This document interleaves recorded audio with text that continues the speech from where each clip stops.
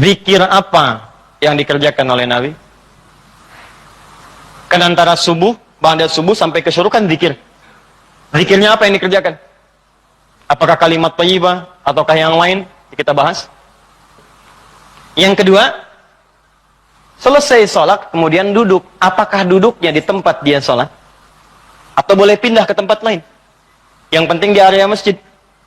Ya, misal antum sholat di posisi yang sebelah kanan di sana. Tiba-tiba setelah itu nggak ada mushaf, pengen baca Quran, mushafnya di sana. Apakah boleh pindah ke sana? Atau kalau pindah gugur ininya?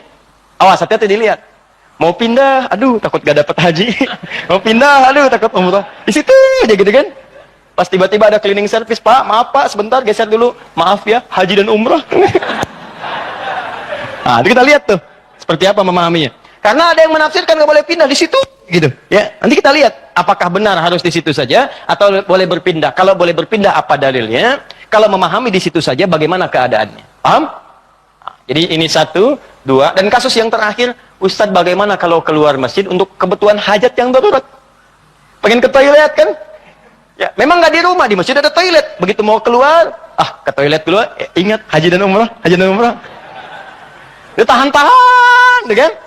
Ya, syuruknya dapat, sakitnya juga dapat, gitu kan? Nah, itu seperti itu bagaimana kemudian solusi hukumnya. Nah, kita bahas pelan-pelan. Di dalam Al-Qur'an disebutkan beberapa aktivitas yang mampu mendekatkan dan mengingatkan kita dengan Allah dan langsung disebut dengan zikir. Dan ini pun dipraktekkan oleh Nabi sallallahu alaihi wasallam. Contoh. Yang pertama ditemukan di Quran surah keempat ayat 103, paling kanan pertengahan.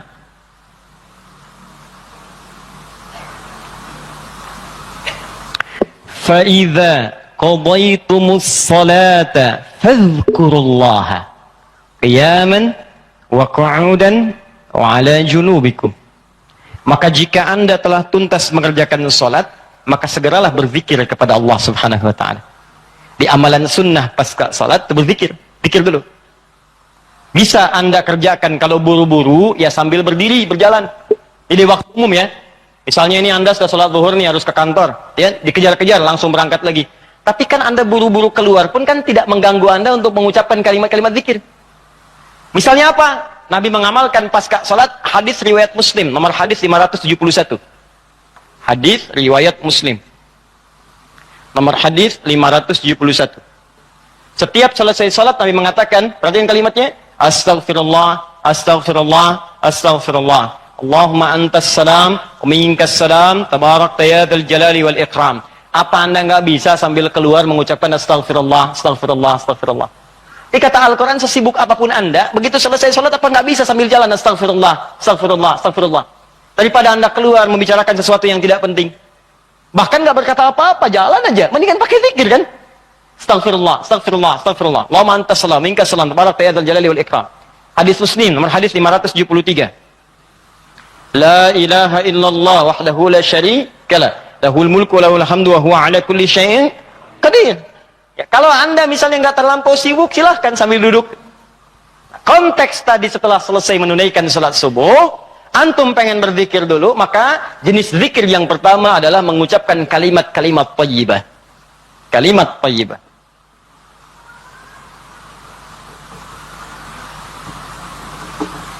Bisa sifatnya istighfar. Ini dalilnya. Ya. Astaghfirullah, astaghfirullah, astaghfirullah. Ini yang paling singkat. Mau yang agak panjang, Astaghfirullahaladzim, alladzi la ilaha illa huwal hayyul qayyum wa natubu ilaihi. Silakan. Ya, kalau mau yang paling singkat, astaghfirullah, astaghfirullah, astaghfirullah. Sambungkan Allahumma antas salam, minkas salam, tabarakta ya dzal jalali wal ikram. Tambah lagi dengan kalimat-kalimat tauhid. La ilaha illallah wahdahu la syarika lahu mulku wa lahul hamdu wa huwa ala kulli syai'in qadir. Kalau mau ditambahkan yang lebih lengkap ada la ilaha illallah wahdahu la syarikalah lahul mulku wa lahul hamdu yuhyi wa yumiitu wa huwa ala kulli syai'in qadir. Singkatnya kalimat tauhid. Nah, ini masuk dalam kategori kalimat thayyibah. Ini. Dalilnya yang ini. Hadis Muslim wal hadis 573. Diboleh selesai menunaikan salat subuh, salam ke kanan dan ke kiri, antum mulai berzikir dengan kalimat thayyibah. Astagfirullahaladzim, astagfirullahaladzim. Atau kalau mau singkat astagfirullah, astagfirullah, astagfirullah. Kan? Baik, teman-teman, ingat baik-baik ya. Karena zikir itu definisinya segala aktivitas yang membuat kita dekat dan ingat kepada Allah. Jadi ketika mengucapkan kalimat ini bukan sekedar diucapkan di lisan. Kalau cuma diucapkan jangankan antum, anak-anak antum yang 5 tahun, 4 tahun belum balik pun bisa. Apa bedanya bacaan antum dengan bacaan mereka? Sambil ingat Allah. Sambil diingat. Astagfirullah. Apa artinya astagfirullah? Ya Allah, ampuni saya. Saya minta ampun. Ada dosa yang dilakukan, dosanya disebut dengan zambun. Sifat Allah yang mengampuni disebut ghafir. Ghafir. Muncul surat ke-40, namanya surat ghafir. Baca ayat yang ketiga, kata ghafir disandingkan dengan zambun. Ghafiriz zambi wa qabilit taubi. Allah punya sifat ghafir. Ghafir pemilik ghafar, ampunan. Allah mengampuni orang berbuat dosa. Kalau anda pengen minta ampun, ucapkan astagfirullah. Istighfar itu permohonannya.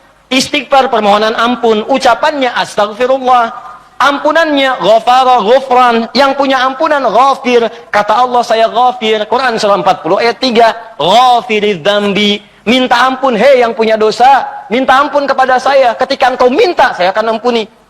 Saya tanya pada antum, siapa yang nggak punya dosa? Yuk angkat tangan. Ayo, nggak usah malu, angkat aja, saya pulang. Ketika nggak punya dosa, bersih kan? Nah, kalau anda merasa banyak dosa, diberi peluang habis sholat, istighfar, istighfar. Makanya ketika istighfar, jangan cuma diucapkan, coba rasakan, punya dosa apa sampai hari itu, dosa apa. Jadi begitu selesai subuh, ingat, dosa pada orang tua, dosa pada pasangan, suami pada istri, istri pada suami, dosa pada anak-anak. Anak-anak orang lain aja yang nggak punya mobil, nggak punya motor, bisa mendidik anaknya hafal Quran, sholatnya bagus. Masa antum udah banyak fasilitas ke masjid? Enggak, jemaah, enggak, bangun terlambat. Antum kurang apa lagi untuk mendidik anak dengan baik? Oke, istighfari. Jangan-jangan anak itu nggak soleh bukan karena dia nggak mampu, karena antum nggak bimbing mereka. Makanya antum akan ditanya tuh, jangan dikira mudah punya titipan anak. Jangan dikira mudah, antum akan ditanya. Kenapa ini nggak sholat? Nanti akan ada terjadi di hari kiamat, ini sahih riwayatnya, akan terjadi di hari kiamat. Nanti ada orang tua hampir ke surga, anaknya mau ke neraka, dan dia menyatakan keberatan di hadapan Allah. Begitu menyatakan keberatan, ternyata dosanya dosa orang tua. Anak itu tuh nggak menyembah Allah dengan baik karena dosa orang tuanya. Maka tertukarlah anaknya ke surga, orang tuanya ke neraka. Hati-hati. Dan ada juga yang terbalik. Orang tua ke neraka, anaknya mau ke surga. Orang tua menyatakan keberatan kepada Allah. Dan nanti kejadiannya sangat luar biasa. Nanti lain waktu kita akan bahas. Cukuplah ada banyak keterangan dalam Al-Quran. Ada yang bapaknya Nabi, Rasul bahkan, punya anaknya ada yang suami, istri, istrinya nggak taat. Ada yang istrinya solihah, suaminya nggak. Seperti Asia dengan Fir'aun. Ada yang suaminya bagus, istrinya nggak. Banyak seperti Lut dengan istrinya. Ada yang bapak, anak dengan istri nggak taat. Seperti Nuh. Itu bukan dongeng, itu kisah disampaikan supaya kita bisa hati-hati. Seakan-akan Allah mengatakan begini, cukup aja orang-orang masa lalu begini. Kalian jangan begitu. Saya buka kisah seperti ini supaya keluarga kalian selamat. Makanya istighfarin. Istighfar, sambil istighfar, lumayan tuh begitu istighfar, dosa diampuni. Belajar nangis lah kalau istighfar tuh, belajar nangis. Gak bisa nangis, nangis. Gak bisa nangis, besoknya nangis. Gak bisa nangis juga, tangisi diri anda yang belum bisa menangis. Bismillah. Ingat mungkin saat itu diwafatkan oleh Allah. Ingat. Bagaimana kalau saat itu wafat, anak anda belum baik, istri anda belum baik, dan anda akan dihisab dalam keadaan sesuatu yang belum sempurna dalam kehidupan.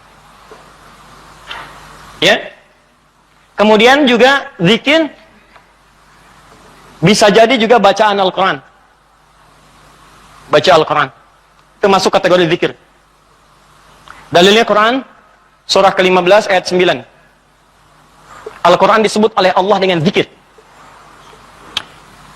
Inna nahnu nazzalna dzikra wa inna lahu lahafizun. Sungguh kami turunkan Al-Quran sebagai zikir, kata Allah. Hal yang mampu mendekatkan seseorang dengan Allah. Makanya kalau antum sedang baca Al-Quran, bukankah perasaan anda merasa lebih dekat dengan Allah? Ya, kalau nggak percaya silakan. Lebih dekat gitu. Nah, kalau sudah semakin dekat hubungannya dengan Allah, jangankan baca, dibacain aja punya getaran dalam jiwanya. Ya, buka Quran surah ke-8 misalnya. Ya, Al-Anfal ayat kedua. Kata Allah, innamal mu'minuna alladzina idza dzukirallah, zikir. Idza dzukirallahu wajilat qulubuhum. Orang-orang yang imannya bagus itu baru dengar nama Allah disebut getaran dalam jiwanya. Makanya kalau pengen ngecek iman, sedang dekat tidak dengan Allah, gampang. Setiap hari Allah perdengarkan namanya 5 kali dalam sehari. Ketika namanya disebutkan itu, antum ada nggak getaran dalam jiwanya? 5 kali dalam sehari. Subuh, zuhur, asar, maghrib, isya. Allahu Akbar, Allahu Akbar. Bukankah nama Allah? Jika antum sedang dengar suara adzan, itu nama Allah diperdengarkan. Ada getaran nggak di hatinya? Ya, yang imannya hebat itu belum diperdengarkan dia udah siap-siap. Sebenarnya adzan zuhurnya itu jam 12:08. Kok bisa jam 11 udah siap-siap, padang mandi dulu, wudu dengan sempurna, berangkat ke masjid. Itu tandanya imannya luar biasa.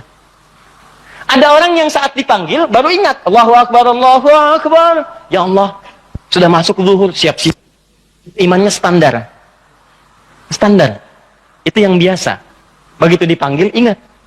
Ada orang yang sama, Allahu Akbar, Allahu Akbar. Ya Allah, sudah adzan, baru adzan, belum qomat. Itu iman bermasalah. Imannya lemah bermasalah. Karena itu, hubungan yang dekat dengan Allah, langsung ingat Allah disebut dengan zikir. Karena itu kata Allah, saya turun Al-Quran. Di antara fungsinya untuk zikir. Jadi kalau anda ba'da salat subuh misalnya, sudah astagfirullah, astagfirullah, astagfirullah, istighfar, syuruk belum muncul. Ambil mushaf. Ya, baca. Saya pengennya istighfar aja Ustaz, astagfirullah, syuruknya belum tiba juga, astagfirullah, belum syuruk juga, ada astagfirullah. Ya. Iya. Ambil mushaf, baca. Pahala lebih banyak. Setiap hurufnya 10 kebaikan. Ya, 10 kebaikan. Ramadan nanti tambah jadi 100. Setiap hurufnya 100. Makanya saya sarankan dari sekarang bikin kurikulum. Nanti bulan depan saat masuk Sya'ban, saya akan terangkan kurikulum Nabi saat di bulan Ramadan. Nanti yang bisa dikerjakan saat Ramadan apa saja. Kelemahan orang Islam sekarang, begitu masuk Ramadan, dia tidak punya rencana kegiatan Ramadan. Akhirnya ketika masuk Ramadan, itu asal saja yang mau baca-baca. Ya tidak, mau taraweh-taraweh, mau enggak-enggak. Awal-awal Ramadan semangat semua, penuh. Lihat pertengahan kemajuan, maju usapnya, maju, hilang. Teruskan. 3. Kalau Ustadz saya tuh misalnya mushaf nggak ada, boleh nggak saya misalnya dari hafalan? Boleh. Karena menghafal Quran itu bagian dari zikir. Bahkan keutamaan menghafal Quran itu 4 kali lebih mulia, lebih utama dibandingkan sekadar baca. Itu ditemukan di Quran surah ke-54. Quran surah ke-54 4 kali, ayat 17, ayat 22, ayat 32 dan ayat ke-40. 17, 22, 32 dan 40. Yang ini menghafal atau mengulang hafalan. Misal Nabi begitu selesai salat sudah berzikir kalimat thayyibah, maka beliau biasa membaca teman-teman itu 4 surah utama. Pertama, yang surah kedua Al-Baqarah ayat 255, dikenal dengan ayat kursi. Allahu la ilaha illa huwal hayyul qayyum la ta'khudhuhu sinatun wa la naum. Seterusnya sampai selesai. Setelah itu membaca Al-Ikhlas, Qul huwallahu ahad. Setelah itu membaca Al-Falaq, Qul a'udzu birabbil falaq. Setelah itu membaca An-Nas, Qul a'udzu birabbin nas. Kalau Anda ingin memilih seperti bacaan Nabi, boleh. 4 ini dibaca. Ayat kursi, Al-Ikhlas, Al-Falaq, An-Nas. Kalau Anda ingin mengulang-ulang hafalan Anda, juz amma misalnya boleh. Baca misalnya Amma yatasaalun an-naba. Atau saya mulai dari ad-duha boleh. Wad-duha wal laili idza saja, terus baca sambil menunggu syuruk, sambil mengulang-ulang hafalan. Sah. Zikir. Teruskan, ada juga bentuknya doa. Doa bagian dari zikir. Doa. Dari mana taunya Ustaz? Quran surah ke-7 ayat 205. Praktek nabinya bagaimana Ustaz? Hadis riwayat Ibnu Majah. Nomor hadis 925. Di saat Anda berdoa, itu Anda sedang berzikir. Ya, makanya kan ketika Anda berdoa, Anda merasa lebih dekat dengan Allah kan? Ya, merasa nyambung gitu. Ya, perhatikan kalimatnya. Ketika Anda berdoa disebutnya zikir. Wadhkur rabbaka darru'an wa khifatan wa dunal jahri minal qawl. Kata Allah, kalau Anda sedang punya masalah, ada persoalan, jangan mengeluh. Jangan mengeluh, apalagi bikin status, nggak menyelesaikan masalah. Masalah bikin status. Dia tidak seperti yang aku kira. Selesai juga enggak. Terus nungguin komentar, itu paling kasihan tuh, nungguin gitu. Aduh, kasihan, belum ada yang komen. Ya, udah 2 jam baru muncul. Kenapa Jeng? Gitu kan, baru dijawab. Iya ya, gelisah hati ini. Muncul lagi komen yang lain. Duh, nggak nyangka ya, nyangka. Capek, nggak selesai. Masalah selesai tidak, cuma nambah masalah aja. Kata Allah, kalau punya masalah, tenangkan hati, berdoa, sebut nama Allah. Itu lebih memberikan ketenangan. Zikir itu selain mendekatkan kita pada Allah, zikir itu membuat hati lebih tenang. Tenang. Makanya ketika Allah menyebutkan fungsi zikir di Quran surat 13 ayat ke-28, Allah sampaikan begini, ala bidzikrillahi tatma'innul qulub. Kamu mesti yakin, kata Allah, dengan berzikir kepada Allah hati kamu akan tenang. Makanya kalau sedang punya persoalan, bawa ke zikir. Ambil wudu, baca Quran. Begitu antum baca Quran, walaupun solusi belum tiba, hati lebih tenang. Dan lebih objektif, kalau orang tenang itu dapetin solusinya gampang gitu, tenang. Solusi mudah dicari. Tapi kalau antum gelisah walaupun ada solusi, nggak akan sempurna nanti masalah diselesaikan. Paham ya? Di doa itu bagian dari zikir. Di antara doa yang dibacakan oleh Nabi, itu setiap selesai sholat, itu ada kalimat singkat tapi padat. Allahumma inni atau inna. Kalau inni untuk sendiri, kalau inna untuk banyak. Allahumma inni as'aluka ilman nafi'a wa rizqan thayyiba wa amalan mutaqabbala. Ya Allah, hamba mohon kepadamu, anugerahkan hamba pengetahuan yang bermanfaat.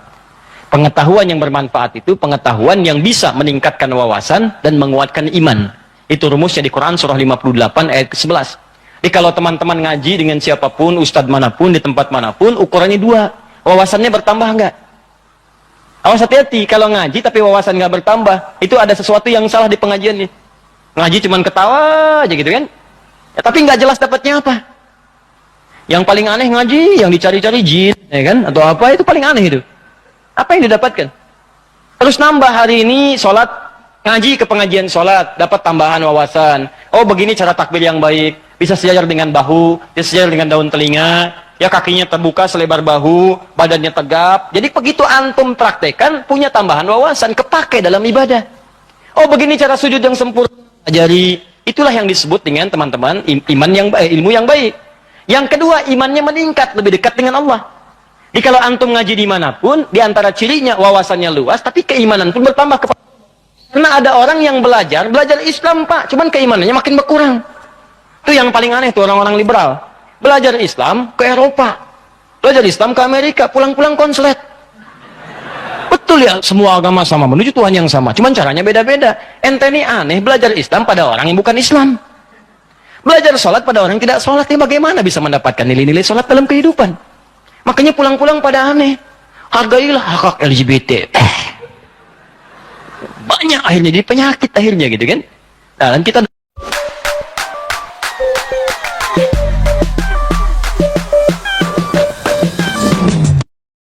kita kita doakan dengan baik, arahkan pada yang baik. Jadi kalau ada yang kurang-kurang tuh kita doakan.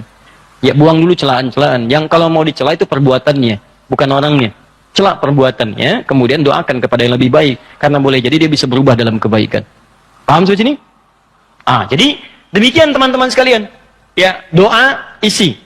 Kemudian di situ awas hati-hati ya, dua ya cirinya ya. Satu, imannya menguat, kedua wawasan bertambah. Termasuk pengajian saya ini ya, kalau saya mengajar dimanapun, tidak membuat Anda lebih dekat dengan Allah, tolong tinggalkan saya. Anda cari guru lain. Cari guru lain, cari yang baik-baik. Yang membuat Anda lebih dekat dengan Allah. Atau Anda lebih dekat dengan Allah, cuman sayang, wawasan nggak bertambah, itu pun bahaya. Ibadah nggak cukup dengan semangat. Ya Allah, saya banyak dosa, saya pengen berubah ya Allah. Saya semakin kuat imannya, besok saya sholat subuh 4 rakaat. Nggak bisa. Ya. Jadi iman kuat tapi wawasan nggak ada gitu. Begitu sholat subuh 4 rakaat, itu kan bahaya. Ya, paham ya? Jadi dua ini mesti balance ya, antara iman dengan ilmu itu mesti seimbang. Tayyib. Fokus baik-baik. Satu, kita ulangi apa saya tadi. Satu, kalimat thayyibat. Yang kedua, bacaan Al-Quran. Kan? Yang ketiga, baca hafalan ayat-ayat Al-Quran. Yang keempat, doa. Yang kelima, menyebutkan nama-nama Allah atau Al-Asma'ul Husna. Boleh. Itu zikir. Ustadz, apa dalilnya? Dalilnya Quran surah kedua ayat 152 ditafsirkan dengan Quran surah ke-17 ayat 110. Quran surah kedua ayat 152 paling kanan sebelah bawah ditafsir dengan Quran surah 17 ayat 110 paling kanan di pertengahan. Ini bagian terakhir. Quran surah kedua ayat 152 Allah minta fadhkuruni, kata Allah zikir, sebut aku. Sebut nama Allah. Orang-orang yang sering menyebut Allah maka akan disebut-sebut namanya oleh Allah. Indah ya. Antum aja nama disebut-sebut di TV, senangnya luar biasa kan? Wah, Pak Asep adalah jamaah subuh yang sangat luar biasa. Datang ke Masjid Nurul Bahri, jam 3 sudah di masjid, masuk tayangan Anda. Tapi memang disayangkan, jam 3 sudah adzan Pak Asep, ya kan? Tapi kan antum enak, ya disebutkan di TV tersanjung, ya disebutkan di komplek tersanjung. Kenapa antum tidak merasa tersanjung ketika nama antum disebut-sebut oleh Allah Subhanahu wa taala? Kata Allah, "Fadhkuruni adzkurkum." Sebut namaku. Ketika engkau menyebutku, aku akan sebut-sebut namamu. Maka ada hamba-hamba Allah yang disebut oleh Allah, sipulan. Ya, di antara yang disebut itu ada 2. Siapa? Orang-orang yang sering menyebut nama Allah, khususnya terkait dengan nama-namanya yang mulia. Dari mana taunya? Tafsirkan dengan Quran surah 17 ayat 110. Perhatikan kalimatnya. Kata Allah, "Qulidullaha." Panggil aku Allah. Sebut. Minta. Ada masalah, ada doa, ada masalah, ada solusi, pengen nyebut Allah, sedang punya persoalan, sebut. Kata Allah, panggil namaku Allah. Awilur Rahman atau Ar-Rahman. Di paling singkat kalau Anda sedang ada masalah, pengen solusi, atau pengen menyebut nama Allah, sebut ya Allah, ya Allah, ya Rahman. Tapi Allah tawarkan begini, ayyamma tad'u falahul asma'ul husna. Ketika engkau ingin memanggilku, menyebutku, aku punya nama-nama terbaik yang sangat sesuai dengan kebutuhan kalian. Ya, teman-teman bisa sebutkan, misal Anda di pagi itu berharap rezeki pengen ditambah oleh Allah, sebut ya Allah ya Razzaq, ya Allah ya Razzaq, ya Allah ya Razzaq, ya Allah ya Razzaq. Allahumma zid fir rizqi, Allahumma rzuqni rizqan thayyiban halala. Ya Allah ya Razzaq, ya Allah pemilik rezeki, zidni fir rizqi, ya Allah tambahkan rezeki saya. Allahumma rzuqni rizqan halalan thayyiban. Berikan rezeki kepada saya yang halal dan yang terbaik yang mampu saya dapatkan. Anda sedang punya persoalan, sebut namanya, ya Allah ya Al-Fattah, ya Al-Fattah, ya Al-Fattah. Iftah li kullil khair. Ya Allah ya Al-Fattah yang pemilik segala solusi, bukakan kepadaku solusi terbaik dari setiap persoalan yang aku alami sampai dengan saat ini. Anda ada yang ganggu di pekerjaan, ada yang sedang usil iseng, sebut ya Allah ya Jabbar, ya Jabbar, ya Jabbar, ya Malik. Ya Malik, ya Rabb, ya Malik, Allahumma ya Jabbar. Ya Allah yang Maha Pelindung, Raja dari segala raja, lindungi aku dari tangan-tangan orang-orang yang jahil. Anda sedang banyak ujian, sebut ya Allah ya Sabar, ya Sabar, ya Sabar, ya Sabar, zidni sabra. Ya Allah yang Maha memiliki segala sifat kesabaran, tolong tambahkan kesabaran pada diriku untuk bisa mampu mengatasi ujian yang tengah engkau ujikan. Anda yang sedang mau ujian, ya Allah, Allahumma ya Alim, ya Alim, ya Alim, ya Alim, alimni ya Allah ma jahiltu, wanfa'ni bima ta'allamtu, wa najihni fi imtihani ya Allah bima radit. Ya Allah yang Alim, yang Maha pemilik ilmu, tambahkan ilmu kepadaku, ajarkan apa yang belum aku ketahui, berikan manfaat pada apa yang telah aku pelajari, dan luluskan aku dalam ujian yang akan aku alami. Minta.